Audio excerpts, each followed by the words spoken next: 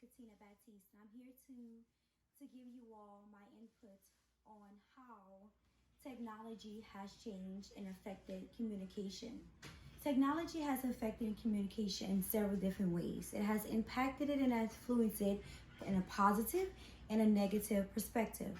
In a more of a positive manner, it has helped to be able to aid the others into helping them with needing different forms and modes and means of communications. For instance, as someone who have trouble hearing, or someone who may have a speech impediment, are not able to communicate like someone else normally would, they would utilize the different modes and means of transmission of communications there is out there. For instance, texting would be easier for them. Emailing would be easier for them to be able to fully express their concerns, their needs, and whatever they're trying to communicate to one another. On the other hand, communication has had a negative effect on others. For instance, it has forced us into be able to depending solely on technology in order for us to communicate. People in the workforces are not able to be able to go to work due to COVID. So now they're being forced to use technology to communicate. They're not having that face-to-face interaction.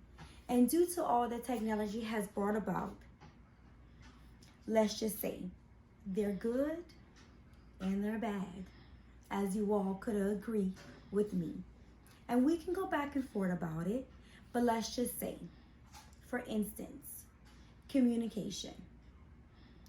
It is a means of communication. It's just a way for us humans to interact with each other.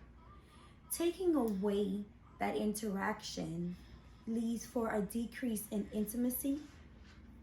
It also leads for a decrease in someone to be able to understand how a person feels about a situation. They're not able to physically express their body language.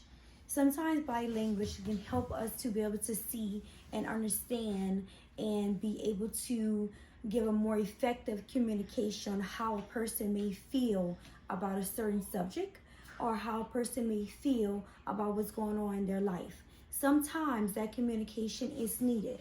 Sometimes a person doesn't need verbally to be spoken to. Sometimes that person will only just need a hug or some type of other means just to be able to hold them at that time in their desperate need. For instance, if they were to lose a loved one, sometimes so much communication can bring on more and more happiness and sadness.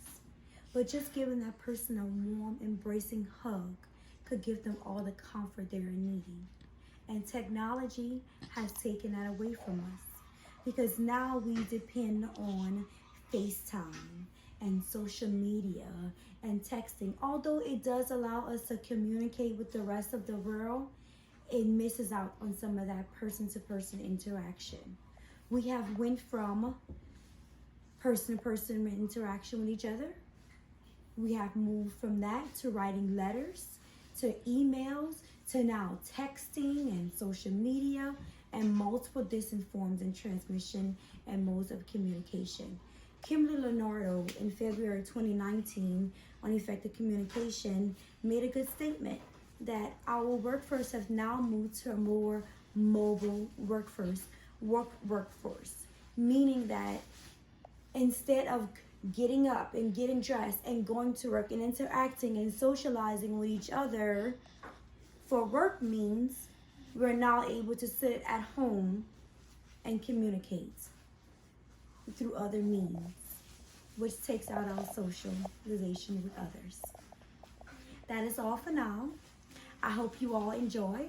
Until next time, thank you.